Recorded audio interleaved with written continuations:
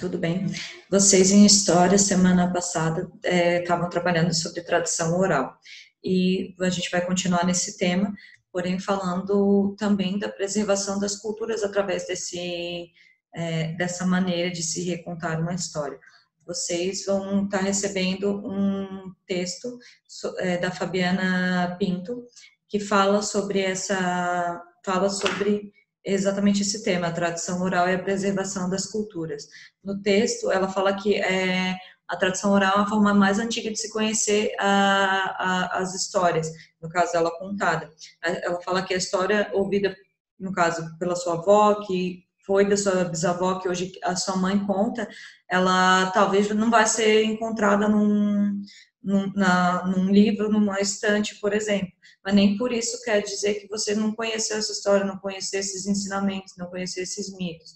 Que, por mais que naquele tempo, talvez a bisavó ou a avó não soubessem escrever, não era por isso que a história deixava de ser repassada. Então, ela faz menção a Maria Joaquina da Silva, que era Dona Fiota. Ela participou de um seminário sobre as línguas faladas no Brasil, que foi realizado em Brasília em 2006, e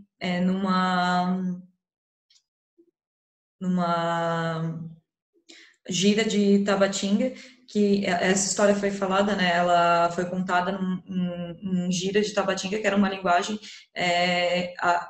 afro-brasileira que os escravizados usavam para poder conversar e os seus senhores não entenderem o que eles estavam falando. E essa Maria Joaquina, ela fala que, na verdade, a gente não precisa saber escrever com uma letra, com palavras, uma história, basta a gente saber contar ela falar. Então, a gente não precisa da letra escrita, e sim da palavra falada. Então, ela traz isso logo no comecinho do texto, a Fabiana Pinto.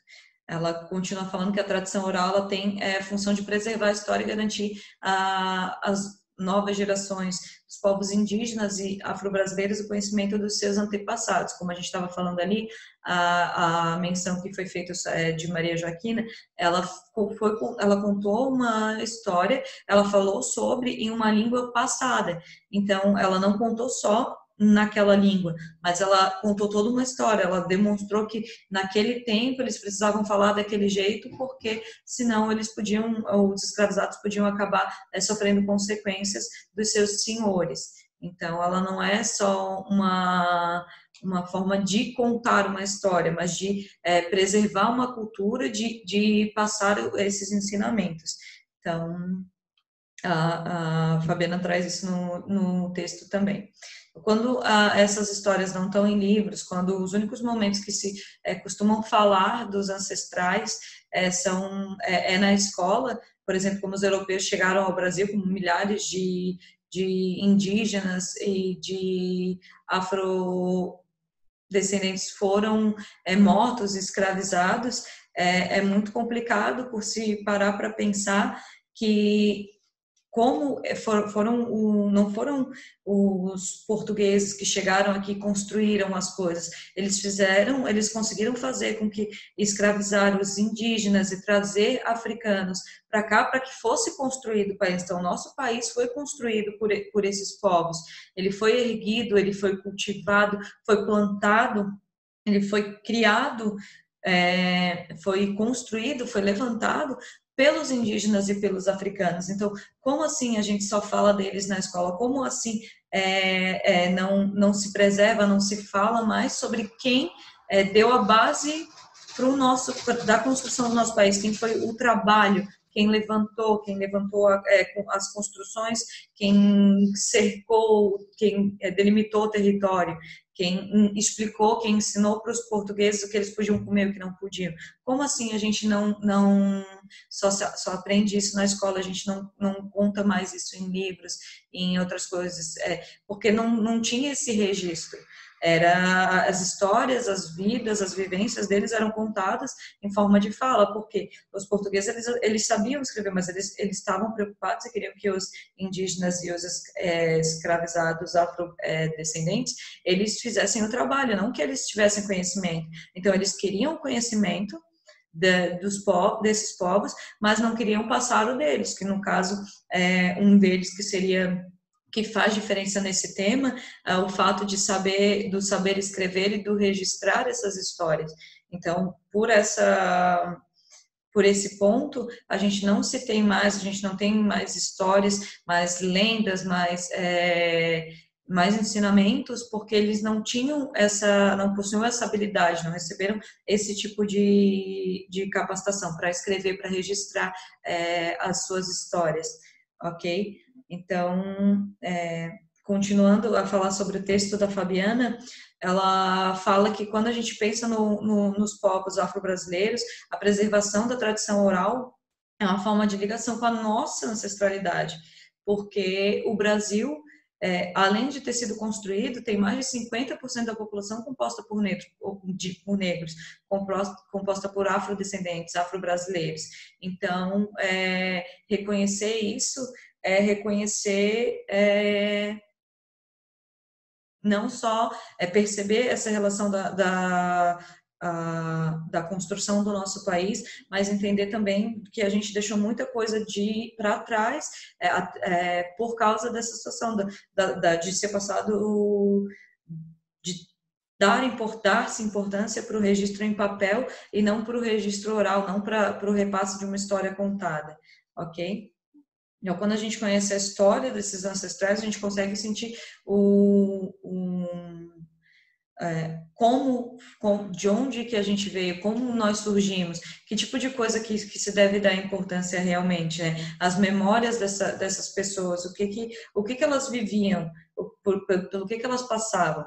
Então, através da forma oral, porque eles não tinham, como a professora está falando, não tiveram esse ensinamento do registro escrito, então isso foi passado de forma oral. Então, essa história, ela não está registrada, mas por que a gente não fala se ainda é a história da nossa construção? E por isso, muito mais a importância do repasse das lendas, das histórias de forma oral, porque ela é tão importante a ponto de que ela foi usada de uma forma que apagou toda a história de metade de um povo formador de um país.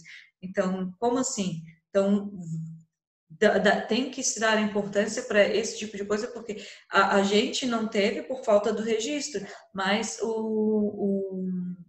os povos indígenas, os povos afro-brasileiros, eles tiveram, através da história contada, das tradições e das vivências que eles tiveram, da relação que eles tiveram, mas não foi registrado e a gente não tem esse conhecimento.